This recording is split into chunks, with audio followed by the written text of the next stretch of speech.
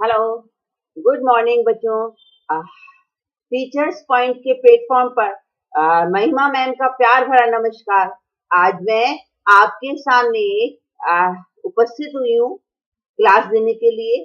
जैसा कि सारे बच्चे मेरे जो संस्कृत के स्टूडेंट्स हैं वो जानते हैं कि समय समय पर मैं जो बच्चे मेरे से रिक्वेस्ट करते हैं, जो बच्चे मेरे से डिमांड करते हैं, जिस भी टॉपिक की मैं वो टॉपिक लेकर आपके सामने आती हूँ। तो आज मैं बच्चों टाइम न वेस्ट करते हुए बताना चाहती हूँ कि आज मैं सैमुशी को लेकर आई हूँ, जो आपकी लिटरेचर बुक है, जो आपके संस्कृत की क्लास 10th के लिए कोर्स में बुक है, उसको लेकर आई हूँ क्योंकि बहुत स्टूडेंट्स मेरे से डिमांड करते थे कि मैम सैमुशी पढ़ाइए। ग्रामर तो हमने आपसे पढ़ी है, अब हमें थोड़ी सी सैमुशी की हेल्प चाहिए। तो मैंने आज से स्टार्ट की है सैमुशी, और सैमुशी के जो जो चैप्टर्स मैं डालती जाऊंगी वो आप तक आते जाएंगे, आप तक क्लासेस मिलती जाएंगी आपको। और जैसा कि आप सामने देख रहे हैं, और मैंने जो सैमुशी का क्लास 10th के बच्चों के लिए जो लेसन लिया है वो सप्तम पाठ लिया है, 7th लेसन लिया है, सौहार्द प्रकृति शोभा। राइट, तो ये मैं स्टार्ट करती हूँ बच्चों। स्टार्ट करने के लिए मैं आपको बताना चाहती हूँ कि स्टार्ट करने से पहले मैं किस तरह से आपको इस चैप्टर को पढ़ाऊंगी। लेसन है, लेसन को रीड करेंगे, रीड के साथ साथ हम उसकी हिंदी अनुवाद समझेंगे। हिंदी अनुवाद के साथ साथ मैं आपको हर शब्द के जो शब्द टफ है, जिस शब्द के अंदर ग्रामर है, उस शब्द को आपके सामने ग्रामर पार्ट को भी लूंगी, और साथ के साथ चैप्टर के शब्दों के बीच में जो ग्रामर पार्ट आया है उसको आगे बढ़ाती चली जाऊंगी। राइट, तो चलिए हम स्टार्ट करते हैं। और स्टार्ट करने से पहले मैं आपको एक बात जो कॉमन है वो हमेशा कहती हूँ और आज भी कह रही हूँ कि अगर आपको मेरी क्लासेस अच्छी लगती हैं, आपको मेरा टीचिंग पार्ट अच्छा लगता है, तो मैं आपसे रिक्वेस्ट करूंगी कि आप अपने नियर डियर फ्रेंड्स को बताइए, अपने क्लासमेट को बताइए, और सब्सक्राइब कराइए, बेल आइकॉन पर प्रेस कराइए, ताकि ज्यादा से ज्यादा बच्चे मेरे से जुड़ सकें और आपसे जुड़ सकें और संस्कृत के का बेनिफिट उठा सके। क्योंकि मुझे पता है संस्कृत के लिए हर घर में टीचर्स अवेलेबल नहीं होते हैं, उसको टीचर्स अवेलेबल नहीं होते हैं, बच्चे ज्यादातर यूट्यूब पर जाते हैं। और मैं चाहती हूँ कि मेरे क्लास का बेनिफिट सब उठाएं, क्योंकि मैं बहुत मेहनत से काम करती हूँ, मेहनत से तो हर टीचर ही काम करता है। तो चलिए हम चैप्टर स्टार्ट करते हैं। और चैप्टर स्टार्ट करने के लिए सबसे पहले मैं आपको आगे लेके चलती हूँ। ये देखिए, हम लोगों ने ये चैप्टर है आपका सातवां पाठ, प्रकृति सौहार्द्यम प्रकृति शुभ। राइट, तो चलिए हम इसे पढ़ना स्टार्ट करते हैं, और पढ़ने के साथ साथ मैं आपको शब्दों के मध्य में, शब्दों के बीच में जो ग्रामर आई है उनको भी समझाती हुई चली जाऊंगी। राइट, तो चलिए स्टार्ट करते हैं। और अयम पाठ सौहार्द प्रकृति शोभा। सौहार्द माना स्वभाव, प्रकृति की शोभा। राइट, प्रकृति ही शोभा। प्रकृति में कौन सी विभक्ति है बच्चों? प्रकृति में हमारी जो है षष्ठी विभक्ति है। सौहार्द माना सद्भाव प्रकृति शोभा। राइट, सौहार्द माना मिलजुल कर सद्भाव पूर्वक प्रकृति की शोभा का वर्णन करना। राइट, तो चलिए अयम पाठ परस्परम स्नेह सौहार्दपूर्ण व्यवहार बोध्यति। यह पाठ अयम पाठ है। देखिए बच्चों, स्टार्ट करते हैं। तो आप ये देख रहे हैं पाठ जो है पुल्लिंग, इसलिए इसका जो सर्वनाम लगा है वो भी पुल्लिंग लगा है। अयम, ये यह जो है का, अयम जो है पुल्लिंग शब्द। जब हम देखते हैं जो ये हमारा विशेषण विशेष है, और विशेषण विशेष में जो विशेष के लिंग और वचन होता है वही विशेषण का भी लिंग और वचन होता है। ये जो अयम है वो पुल्लिंग है, यह का पुल्लिंग है, और ये पुल्लिंग एक वचन है, राइट। तो अयम पाठ परस्परम स्नेह सौहार्द, यह पाठ परस्पर माना आपस में स्नेह और सौहार्द माना स्वभाव, स्नेह स्वभाव को, स्नेह स्वभाव से पूर्ण, स्नेह सौहार्द माना सद्भाव से पूर्ण, स्नेह प्यार और सद्भाव से पूर्ण व्यवहार करने के लिए व्यवहार स्याद माना चाहिए। अब जब देखिए बच्चों, इधर जो आया है स्याद इति, स्यात जमा इति, तो ये स्यात माना चाहिए, ये चाहिए, ठीक है। तो व्यवहार करना चाहिए, इति बोध्यति, ऐसा ज्ञान देता है, यानी ऐसा समझाता है।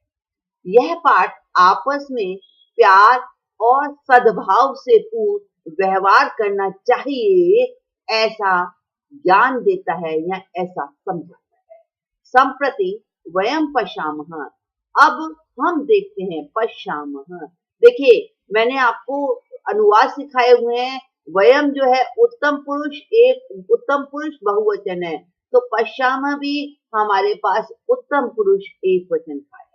पश्यामः भी हमारे पास क्या आया है बच्चों, उत्तम पुरुष एक वचन का क्रिया है। उत्तम पुरुष हमारे पास एक वचन की क्रिया है। ओके, तो चलिए आगे चलते हैं। यत समाजे जनः आत्माभिमानिनः संजातः, यत माना क्योंकि, ये जो यत है, ये जो हमारे पास यत आया है, ये समय अनुसार, वाक्य के अनुसार डिफरेंट डिफरेंट अर्थ रखता है। इसका मतलब क्योंकि भी होता है, इसका मतलब जो भी होता है, इसलिए भी होता है। तो जो जैसा होता है वो जैसा सेंटेंस होता है उसके हिसाब से वही फिट हो जाता है। तो वयम पशा, संप्रति माना अब, संप्रति जो है ये अव्यय है, ये हमारा क्या है, ये हमारा अव्यय। अब हम पश्याम, अब हम देखते हैं कि समाज में लोग आत्माभिमान, अपने आत्मा माना स्वयं को श्रेष्ठ मानना, स्वयं को श्रेष्ठ माना संजाता, आत्म अभिमाना हो गए हैं, संजाता माना हो गए हैं, आत्म अभिमानी अपने आप को श्रेष्ठ मानने वाले हो गए, यानी जो कुछ है हम हैं और दूसरों को महत्व नहीं देते हैं। ते परस्परम तिरस्कुर्वन्ति, वे आपस में तिरस्कुर्वन्ति, वे आपस में परस्परम तिरस्कुर्वन्ति, एक दूसरे का तिरस्कार करते हैं, एक दूसरे को हानि, तिरस्कार मतलब अपमान करते हैं, है ना। स्वार्थ पूर्ण संलग्ना, स्वार्थ पूर्ण, अपने स्वार्थ को पूर्ण माना पूर्ण करने में, स्वार्थ पूर्ण, स्वार्थ पूरा करने में, यहाँ पे पूर्ण सप्तमी विभक्ति, यहाँ पे कौन सी है, सप्तमी विभक्ति, लगे हुए वे परेशान माना दूसरों के कल्याण के विषय में नैव किमपि चिंतन्ति, कुछ दूसरों के कल्याण के विषय में नैव माना कुछ भी न जमा एव, इसको जब हम विग्रह करेंगे तो क्या आएगा, न जमा एव, नैव न ही किमपि चिंतन्ति, कुछ भी चिंता नहीं करते हैं। फिर से सुनिए बच्चे, स्वार्थ के काम में लगे हुए, स्वार्थ को पूरा करने में, संलग्न माना लगे हुए, संलग्न होता है लगे हुए,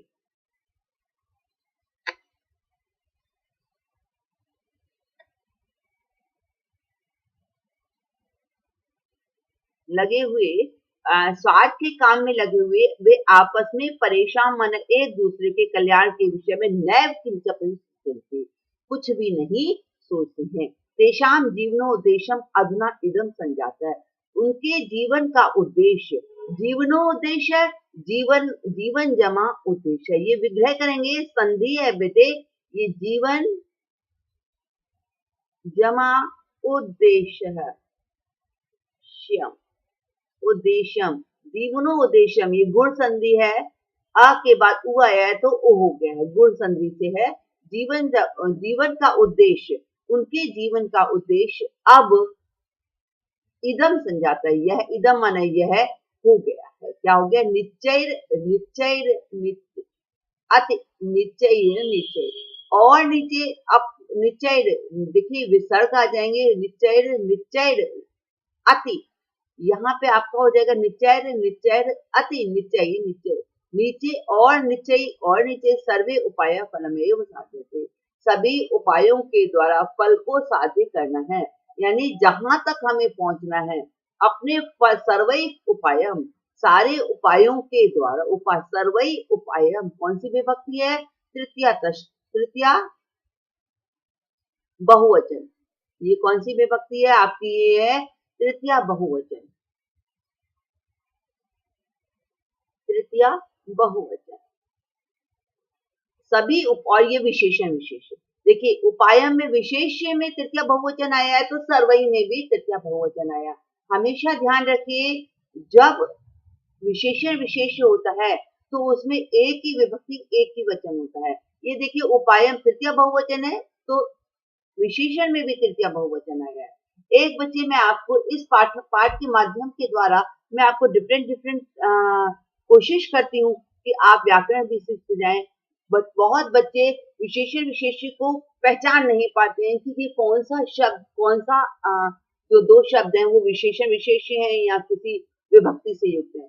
तो मैं आपको बताना चाहती हूँ जब आप किसी दो शब्दों को हिंदी में डिस्कस करते हैं, हिंदी में पढ़ते हैं या हिंदी में समझते हैं तो आप ये समझिए कि जिन दो शब्दों के बीच में किसी चिन्ह का कारक चिन्ह का प्रयोग न हो सके तो वो क्या संधि होती है? वो विशेषण विशेष्य होता है। जिन दो शब्दों के बीच में हिंदी में डिस्कस करते हुए जिन कारक अगर किसी कारक शब्दों का प्रयोग ना हो, कारक शब्द कोई भी ना लगे तो समझिए कि हमारा विशेषण विशेष्य हो सकता है। अब जैसे सर्वै उपाय अब ये देखिए अगर हम बात करें सर्वै उपाय सभी उपाय बाद में तो लगेगा क्योंकि तृतीया बहुवचन के द्वारा तो लगेगा लेकिन इन दोनों के बीच में कोई चिन्ह कारक चिन्ह नहीं लगेगा। सभी उपायों के द्वारा सभी के उपाय सभी के लिए उपाय सभी के द्वारा उपाय कोई नहीं लगता तो सभी उपायों के द्वारा फलमेव साध्यते। फलों को अपने फलमेव अपने फल को अपने सफलता को साध्य करते हैं, साध्य बनाते हैं यानी अपनी सफलता चाहते हैं। राइट तो आगे और चलते हैं हम। अतः समाजे पारस्परिक स्नेह संवर्धनाय अस्मिन् पाठे पशु पक्षिणां माध्यमेन समाजे बहु व्यवहार्यतम आत्म अभिमानम दर्शनम। इसलिए समाजे सप्तमी विभक्ति एक वचन। ये क्या है? सप्तमी विभक्ति और एक वचन। इसलिए समाज में पारस्परिक एक दूसरे के स्नेह को एक दूसरे के प्यार को संवर्धनाए बढ़ाने के लिए ये चतुर्थी विभक्ति एक वचन बढ़ाने के लिए चतुर्थी विभक्ति एक वचन। तो इसलिए समाज में आपस में स्नेह बढ़ाने के लिए इस पाठ में पशु पक्षियों के माध्यम से तृतीया विभक्ति एक वचन समाज में व्यवहारितम समाज में व्यवहार को आत्म अभिमानम दर्शनय अपने आप अभिमानम देखिए ऊपर भी आया है आत्म अभिमानिना अपने आप को स्वयं को दर्शाने के लिए प्रकृति माता ने आत्म अभिमानम अपने आप को श्रेष्ठ दर्शाने के लिए दर्शाने हेतु प्रकृति माता के माध्यम के द्वारा अंत में निष्कर्ष स्थापित किया गया है कि कालानुगुणम सर्वेषां महत्वम भवति कि कालानुगुणम समय समय के अनुसार सर्वेषां महत्वम भवति सबका अपना अपना महत्वम भवति सर्वेषां महत्वम भवति सबका महत्व होता है। सर्वे अन्य आश्रिता सन्ति सभी अन्योन्य आश्रिता एक दूसरे पर आश्रित होते हैं। सभी एक दूसरे पर आश्रित होते हैं।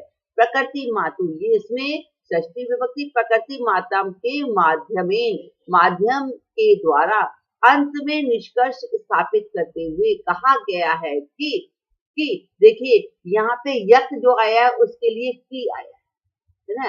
ये जो है यत जो है यहाँ पे की आया है, जो आता जाएगा मैं आपको समझाती जाऊंगी। ये यत भी की आया है, तो ये यत में यत का मतलब है कि स्थापित करते हुए कहा गया है कि कालानुगुणम समय के अनुसार सभी का अपना महत्व होता है। सर्वे अन्य अन्य आश्रिता संति, सभी एक दूसरे पर आश्रित होते हैं। अतः अस्माभि स्वकल्याणाय, इसलिए हमें भी हमारे द्वारा भी अस्माभि कौन सी विभक्ति है, इसमें तृतीया बहुवचन अस्माभि माना, इसमें कहा गया है कि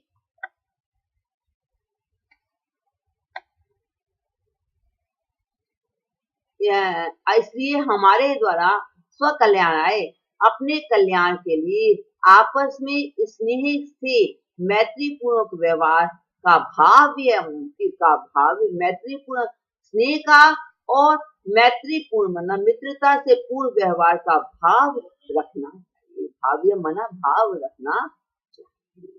क्लियर? तो चलिए और आगे चलते हैं बच्चों। मैं समझ रही हूँ आपको ये जो मैंने पढ़ाया है वो समझ आ गया होगा। जो आप समझ रहे हैं ये आपस में स्नेह का भाव रखना चाहिए ऐसा बताया गया है।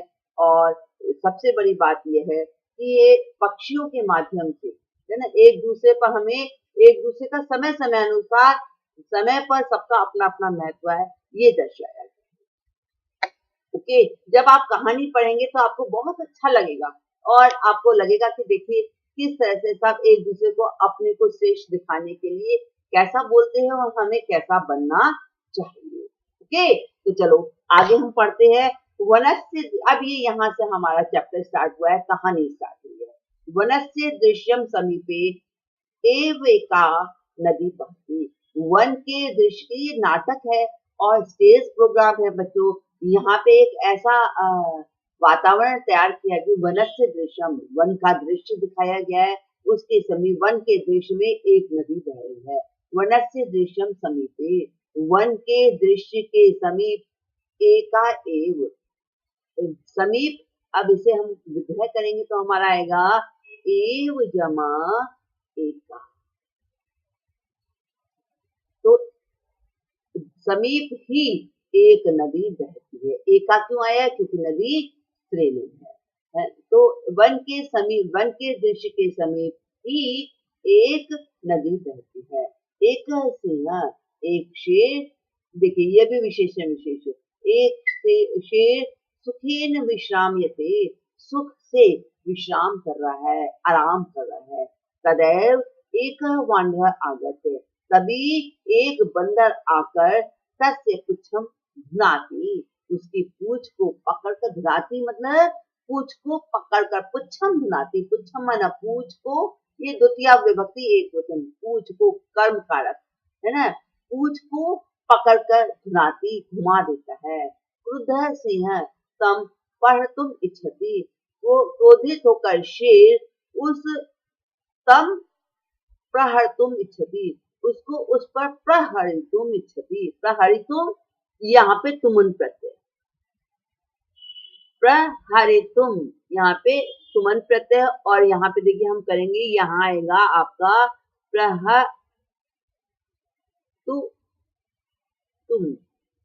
प्रहर्तुम जमा इच्छति, ये प्रहर्तुम, ये और ये ई बाहर निकल के आ जाएगा, प्रहर्तुम जमा इच्छ, प्रहर्तुम हरितुम जमा इच्छति, इसमें कोई संधि नहीं है, ये संयोग है। देखिए इसमें कोई संधियों का नियम लागू नहीं किया गया है, तो प्रहर्तुम जमा ये संयोग है। जब दो शब्दों को अलग किया जाता है, नियमानुसार अलग किया जाता है, नियमों का पालन किया जाता है, तो वो संधि कहलाती है। और जब दो शब्दों को अलग कर दिया जाता है, उसमें कोई नियम लागू नहीं किया जाता है, तो वो संयोग कहलाता है। तो ये संयोग है, राइट। तो क्रुद्ध सिंह, क्रोधित हुआ शेर, उसको उस पर प्रहार करने के लिए, उसको मारने की इच्छा से, परम मारना इच्छति, इच्छति माना मारना चाहता है, परम परंतु वानरस्तु कूदित्वा वृक्षम आरूढ़, वानरस्तु अब देखिए, ये जो है वानर जमा वानरः जमा तू, मैंने आपको श्लोक के, जब मैंने श्लोक का अन्वय वाली कैसे डाली थी, तो अन्वय वाली आपके पास वीडियो आई हुई है, तो मैंने आपको उसमें बताया था कि जब स आता है बीच में, दो शब्दों के बीच में स आता है तो विसर्ग लगते हैं तोड़ते समय। तो यहाँ पे देखिए वानर है जमा तू, दो शब्द अलग हो गए और ये स के विसर्ग बन गए। वानर तो क्रुदित्वा कूद कर, इसमें कत्वा करते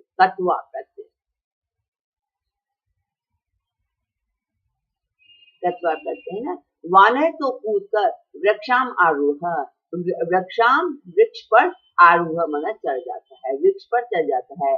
तदैव अनिस्यात वृक्षात अपरः वानर, तभी, तदैव माना तभी, क्या कहा, बंदर के मैं थोड़ा सा ऊपर से एक बार कहानी को कंटिन्यूएशन में बनाने के लिए एक बार फिर से बता रही हूँ।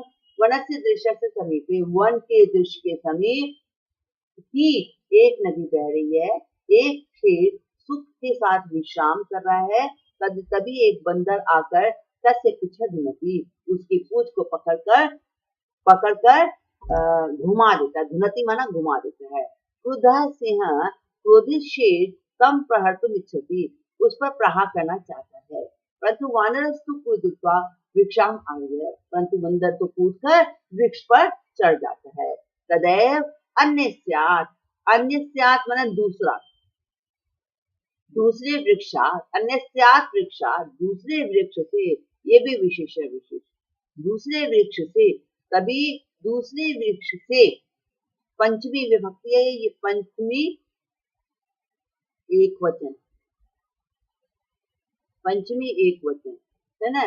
तभी दूसरे वृक्ष से, तभी अन्य स्मार्ट वृक्षा, दूसरे वृक्ष से, अपरः बंदर, दूसरा बंदर, सिंह से, दूसरा बंदर, शेर के कानम आकृषा, शेर के कान को आकृष्ट करके, यानी कान को पकड़कर, पुनः कान को घुमाकर, क्रमाक्षम कृष्य, कान को घुमाकर पुनः वृक्षोपरि आरोपी, फिर से वृक्षोपरि, वृक्ष जमा उपरी, ये है वृक्ष जमा उपरी, वृक्ष के ऊपर आरोहती माना चढ़ जाता है। एवं ये वानरा, इस प्रकार से बंदर बारंबार सिंह तुंदती, बार बार शेर को तुंदती माना परेशान करते हैं, तंग करते हैं। क्रोधित सिंह, क्रोध से क्रोधित शेर इतः धावन्ति, क्रोधित हुआ शेर इधर उधर दौड़ता है, गर्जती, गर्जना करता है, परम किमपि कर्तुम समर्थन एव तिष्ठति, पर कुछ भी, परम किमपि, परंतु कुछ भी, किम जमा अपि, किम जमा अपि, परंतु कुछ भी करने में असमर्थ, वह असमर्थ ही बैठ जाता है। वानर हसन्ति, बंदर हंसते हैं, वृक्षोपरि च विविधा पक्षियां, वृक्ष के ऊपर, और बंदर हंसते हैं और वृक्ष के ऊपर विविधा पक्षियां, विविध पक्षी, अनेक प्रकार के पक्षी भी, सिंह से एतादृशीम दशाम, शेर की इस दशा को, एतादृशीम, इस प्रकार की दशा को देखकर हर्ष मिश्रित कलवरम कुर्वन्ति, हर्ष से युक्त होकर हंसते हुए कलवरम कुर्वन्ति, गूंजते हैं। हर्षित मुद्रा में कलवरम कुर्वन्ति, गूंजन करते हैं, कलवर करते हैं, आवाजें करते हैं, चहचहाते हैं, राइट। तो आगे और चलते हैं हम, आपको मैं समझती हूँ बच्चों, इतना आपको अच्छी तरीके से समझ आ गया होगा। नेक्स्ट हम और आगे चलते हैं।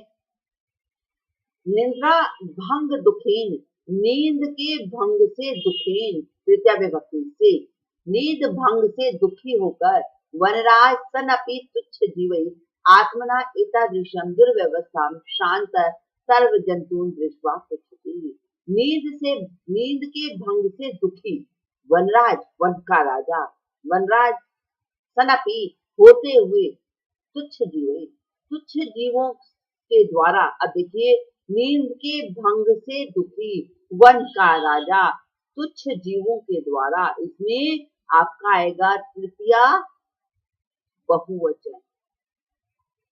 तुच्छ यानी छोटे जीवों के द्वारा अपनी आत्मान मन स्वयं की ऐसी दुर्दशा को देखकर, ऐसी बुरी अवस्था, दुर्दशा बुरी अवस्था सनपी होते हुए, संजमा सनपी होते हुए, ये होगा, ये आपकी संधि है बेटे, यहाँ पे आएगा संजमा अपी, होते हुए भी, सनपी हो, ऐसी छोटे जीवों के द्वारा अपनी ऐसी दुर्दशा होते हुए शांत थक कर, होते हुए शांत माना यहाँ शांत के लिए नहीं, या थक कर, थका हुआ, शांत थका हुआ, सर्व जंतु दृष्ट्वा, सारे जंतुओं को देखकर पूछता है। जंतु ये द्वितीय बहुवचन, सभी जंतुओं को देखकर पूछता है। फिर से इसको सुन लीजिए बच्चों। नींद भंग से दुखी होकर वन का राजा छोटे जीवों के द्वारा अपनी ऐसी अवस्था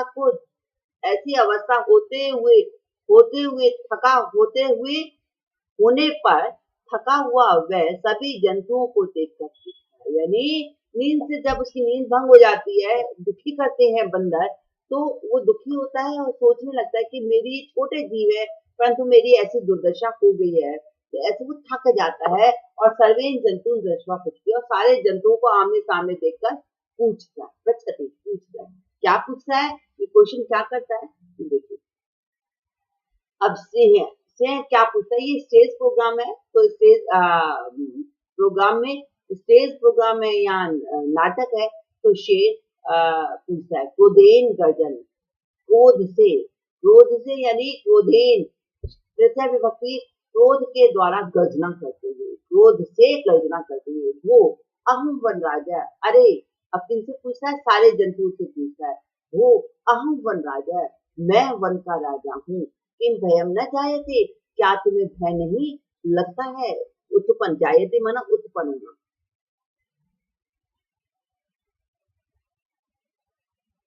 क्या तुम्हें भय उत्पन्न नहीं होता है। किमर्थम मामेवम तुनंती, किमर्थम माना क्यों, ये अव्यय है,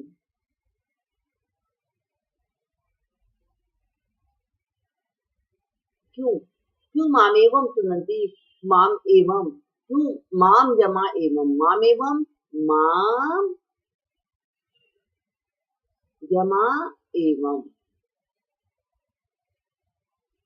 क्यों मुझे, देखिए ये भी माम एवं में कोई संधि नहीं है, इसमें संयोग है, माम, एक ही मात्रा हटा दी तो माम बचा और एवं इस क्यों मुझको इस प्रकार तुनंती माना तंग करते हो, सर्वे मिलित्वा, सब मिलकर मुझे इस प्रकार क्यों तंग करते हो। शेर क्या कहता है, क्रोध से गर्जना करते कहता है, वो मैं वन का राजा हूँ, किम भयम न जायते, क्या तुम्हें भय उत्पन्न नहीं होता, क्या तुम्हें भय नहीं लगता, क्यों मुझे इस प्रकार तुनंती माना सभी मिलकर परेशान करते हो।